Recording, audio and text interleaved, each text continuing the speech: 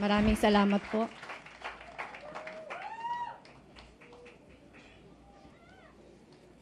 Maupo po tayong lahat. Maraming salamat. Ang atin pong kagalang-galang na Pangulo, Pangulong Benigno Aquino III, Secretary Mar Rojas, Senate President Franklin Drilon, pati po yung buong Senado na andito ngayon, Speaker Sonny Belmonte, pati po yung mga kapatid ko sa House of Representatives.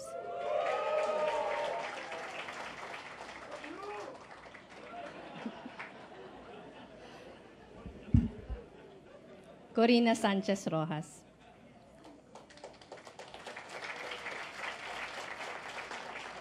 Yung ating pong Pangulo sa Liberal Party, Secretary June Abaya. Saka po yung ibang miyembro ng gabinete na andito ngayong umaga. Yung lahat pong local government officials na andito din ngayon. Yung ating pong mga kasamahan at mga leaders ng ibang political coalitions, gaya po ng NUP at NPC, na andito din ngayong umaga. Maraming salamat po sa inyo. Pati po yung Nationalista Party. Yung mga dati ko pong kasamahan sa civil society.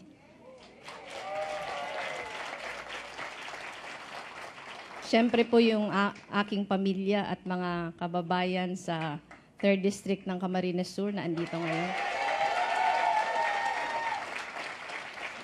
Fellow workers in government, honor guests, magandang umaga pong muli sa inyong lahat.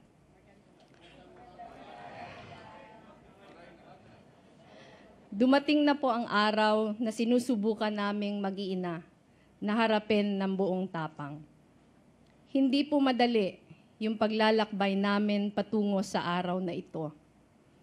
Ang mga nakaraang linggo po, ang pinakamahirap na dinaanan naming pamilya mula noong pumanaw si Jessie. Sa tagal nga po ng prosesong pinagdaanan upang makapagdesisyon, ang kantsaw na po sa akin ng iba sa inyo, nagpapabebe na lamang ako. Noong una pong lumitaw ang pangalan ko na isa sa naiisip na pwedeng maging kasama ni Secretary Mar sa laban na ito. Aaminin ko po na ang una kong tanong sa sarili ko, bakit ako? Sa dinami-dami ng pwedeng pagpilian, bakit ako pa? 25 taon po kaming mag-asawa ni Jessie. At sa matagal naming pagsasama, siya lamang po ang nasa harap. Habang ako ay nasa likod niya, nasasandalan niya, kontento at lubos na sumusuporta. Sa amin pong mga agam-agam, tinatanong po namin ang aking mga anak, kung ano kaya ang gagawin ni Jessie kung siya ang nalalagay sa ganitong pagsubok. Alam po namin agad ang kasagutan. Kahit gaano kahirap, hindi niya tatalikuran ang kahit sino mang humihingi ng tulong.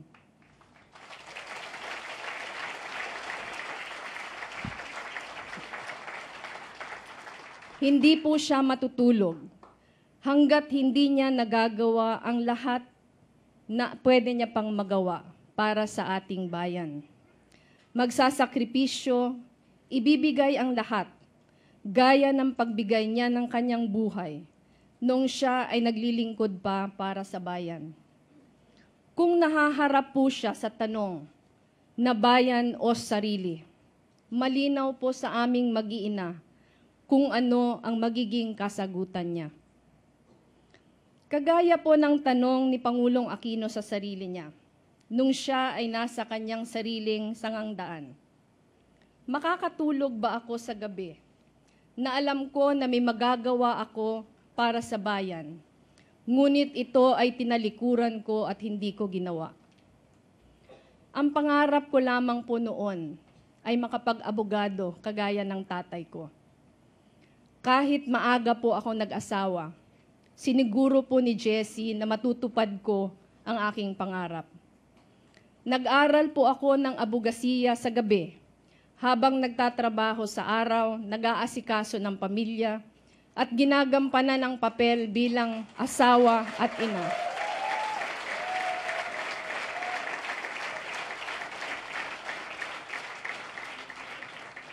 Kahit po pinakahuli sa aking prioridad ang pag-aabogado, dahil sa maraming obligasyon na aking ginagampanan, nakamit ko pa din po ang aking pangarap pagkatapos ng mahabang panahon ng paglalakbay.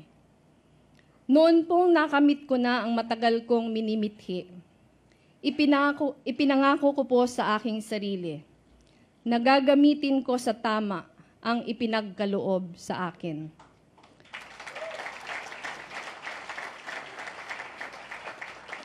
Nagtrabaho muna po ako sa Public Attorney's Office. Doon po ay dumipensa ako ng ating mga kababayan na nasasakdal, ngunit walang perang pambayad sa abogado. Pagkatapos po noon ay sumapi ako sa Sentro ng Alternatibong Lingap Panligal. Isang NGO na mga abogado na tumutulong sa mga mahihirap at mga basehang sektor. Mahabang panahon po yung ginugol ko sa pakikisalamuha sa mga magsasaka, mga mangingisda, mga manggagawa, mga maralitang panglungsod, mga kababaihan, mga kabataan, at mga katutubo. Kahit po alam ko na ang ganong klaseng pag-aabogado ay hindi magdudulot na material na kaginhawahan sa aming pamilya. Marami po akong mahahalagang aral na napulot sa mahabang panahon ng paninilbihan ko sa mga mahihirap. Namulat po ako sa katotohanan na ang karaniwang Pilipino ang tunay na lakas at pag-asa natin bilang bansa.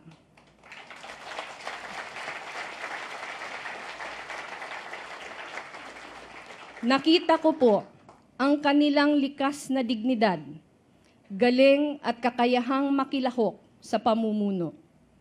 Naranasan at nakita ko po na kung mabibigyan lamang sila ng kaunting tulong sa kapasidad, sila ang mas may magagandang solusyon sa mga problemang kanilang hinaharap.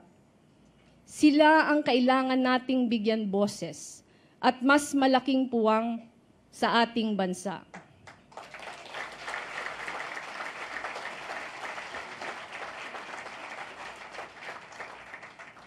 Eksaktong 3 taon po ngayong araw, noong October 5, 2012. Inihain ko po ang aking kandidatura bilang kinatawan ng pangatlong distrito ng Camarines Sur. Isa pong pagdedesisyon na tiwala at lakas ng loob lamang ang pinag-ugatan. Dala ng pangangailangan at pagkakataon na mahinto ang mahabang panahon ng panunungkulan ng isang political dynasty sa aming lugar.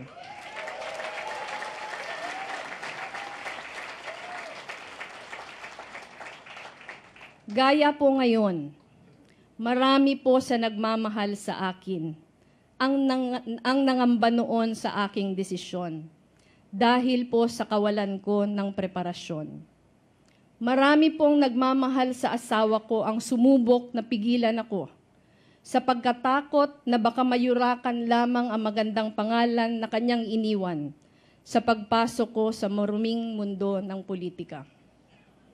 Ngunit noong panahong pong iyon, buo yung aking kalooban. Iyon ang laban na hindi dapat talikuran, hindi dahil sa kagustuhang magkaroon ng kapangyarihan, kundi dahil sa pagkakataong manilbihan ng mahusay para sa ating bayan.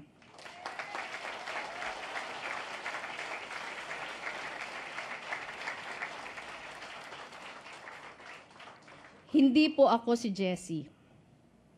Ngunit noong namatay po siya, maliwanag po sa aming mag-iina na siya ay umaasa na sa abot ng aming makakaya, susubukan din naming magsakripisyo gaya ng kanyang pagsasakripisyo para makapag-ambag para sa ating bayan.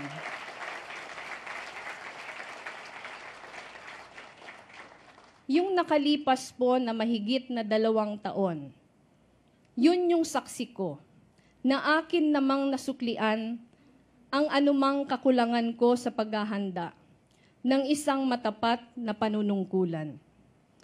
Sa aking paninilbihan bilang kinatawan, ipinaglaban ko po ang karapatan ng mga nakatsinelas, yung mga nasa ibaba.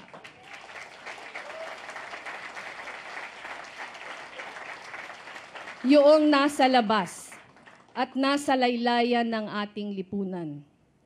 Isinulong po natin ang mga panukalang batas na nagbibigay ng puwang para pakinggan ang boses ng karaniwang Pilipino at bigyan sila ng pagkakataong makilahok sa pamumuno. Gumawa din po tayo ng mga panukalang batas na magsusulong ng mga sistema kung saan sinisiguro ng ating mga pinuno ay hindi maliligaw ng landas o mabubulag ng kapangyarihan. Tapat, malinis, at bukas na pamamahala ang buod ng ating mga isinusulong. Dahil sa paniniwala po na sa ganitong paraan lamang tayo tunay na makakapagsilbi at sa ganitong paraan lamang natin masisiguro na mabigyan ng halaga ang lahat na umaasa sa atin. Patuloy po naming binibigyan ng lunas ang mga kakulangan ng mga silid-aralan, maayos ang aming paghahanda sa mga sakuna, at mabago ang aming kahinaan sa pangangalaga ng kalusugan ng aming mga taga-distrito.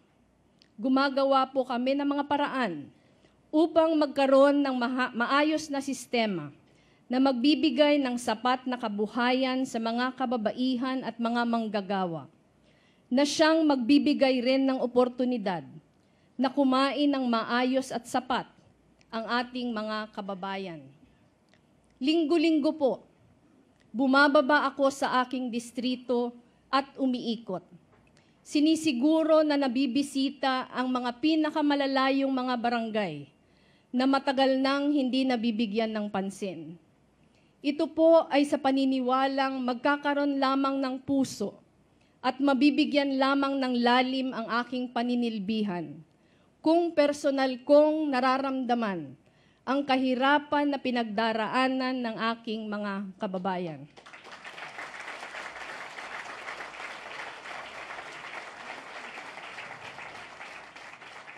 Araw-araw po, ramdam ko pa rin ang pagkawala ni Jessie.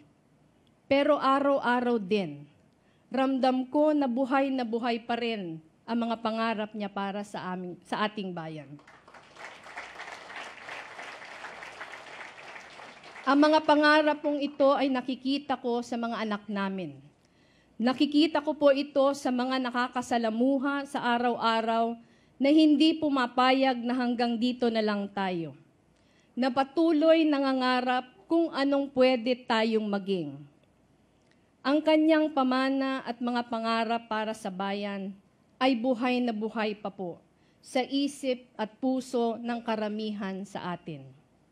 Tuwid na daan, malinis na pamumuno, pamahalaan na bukas sa pakikilahok ng karaniwang Pilipino, pagtataguyod ng mga sistema na magsisiguro na ang magkakaroon lamang ng puwang sa ating pamahalaan ay yun lamang mga tapat at matitinong lingkod bayan.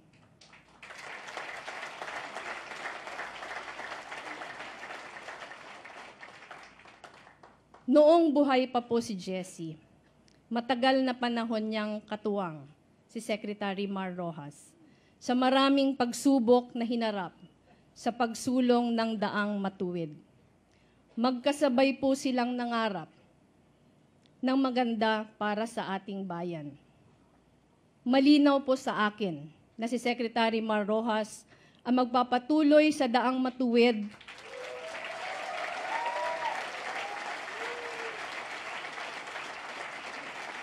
na sinimulan po ng administrasyon ng ating mahal na Pangulo. Ang daang matuwid po ang magsisiguro na hinding-hindi makakalimutan ang mga taong madalas napapag-iwanan. Hindi po kumpleto ang trabaho ng daang matuwid hanggang may napag-iiwanan sa laylayan. Malinaw po na ang daan patungo sa kaunlaran ay ang daang nagtataguyod ng maayos na buhay para sa lahat.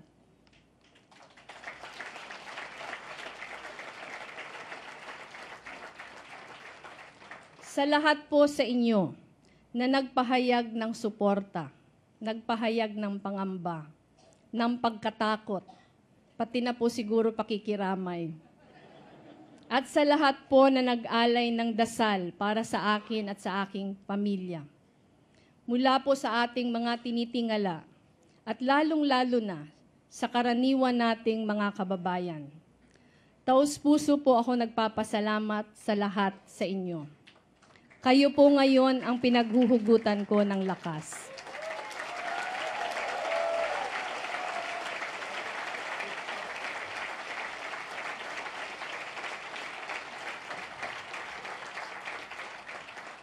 Sa akin pong pamilya, sa pangatlong distrito ng Camarines Sur, nais ko pong malaman ninyo na hinding-hindi ko naman po kayo tatalikuran at iiwan. Nasaan man po ako, ang pagkalinga at pagsisilbi ko sa inyo ay patuloy pa rin. Hinihingi ko po sa inyo na sabay-sabay pa din nating ipagpatuloy ang mga pagbabago nating sinimulan. At wag na sana po nating hahayaan, manumbalik pa ang mga dating kabuktutan.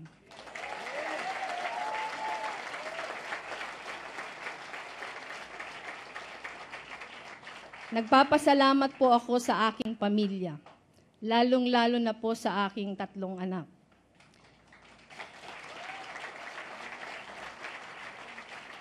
Sa pagbibigay po ng kanilang basbas.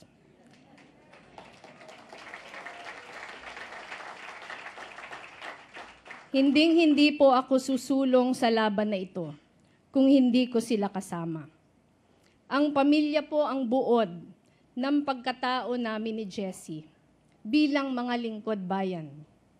Sa gitna po ng maraming pagsubok sa aming mga kahinaan, ang aming pamilya ang aming inspirasyon para piliin ang mas malinis na daan kahit ito pa ang mas mahirap. Noong kinuha po sa amin ng bigla si Jessie, ang tanong po namin ay, bakit kailangang mangyari ang nangyari? Noong bigla po akong kumandidato bilang kinatawan ng aking distrito, nagtanong din po kami, bakit kailangan mangyari ang nangyari? Ngayon po na nalalagay na naman kami sa isang mas mahirap na sangangdaan, pareho pa din po ang aming tanong, bakit kailangang mangyari ang nangyayari?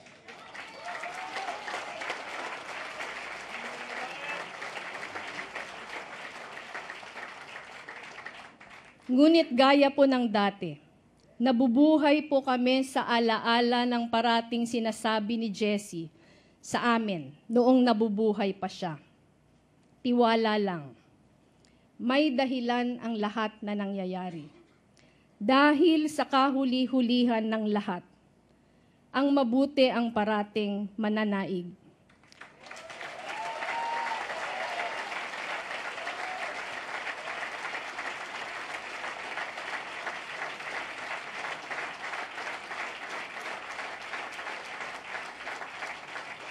At ang tama ang parating magtatagumpay.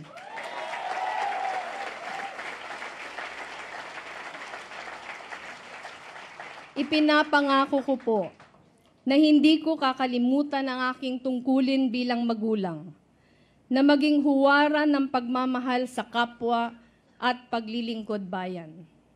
Ipinapangako ko din po na hindi ko kakalimutan na asawa ako ni Jessie at nasa balikat ko ang obligasyon na buhayin muli ang kanyang halimbawa ng pagiging isang tapat na lingkod bayan.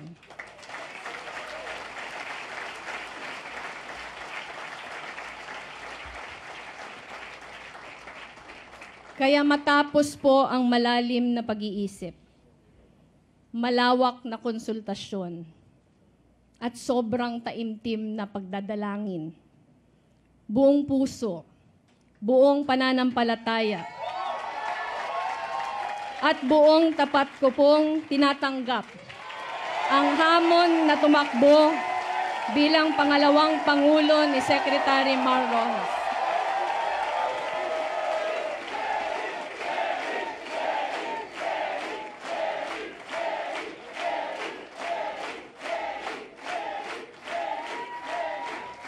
Ibinibigay ko po ang aking sarili ng buong buo sa ating mga kababayan, lalong-lalo na sa inyong mga nakatsinelas na nasa labas, nasa ibaba at nasa laylayan ng lipunan. Maraming salamat po.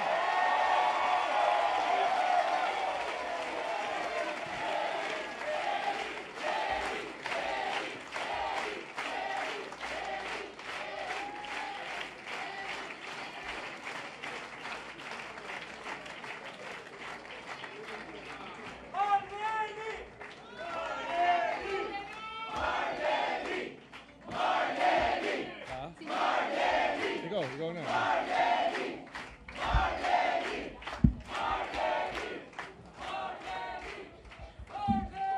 Pangulong Aquino, sa ngalan po ng buong Liberal Party, nais ko pong ihayag ang taos-puso naming pasasalamat sa inyong liderato. Kung wala po kayo, wala ang daang matuwid. Lahat po kami dito, proud na nakabahagi kami ng golden age na ito, ng paglilingkod sa ating gobyerno. Kapag kami po ay matatanda na lahat, ikukwento po namin sa mga magiging apo namin na kami ay naging bahagi ng puwersang nagsilbi sa ilalim ninyo. Napakalaking karangalan po ang maging kahanay ninyo.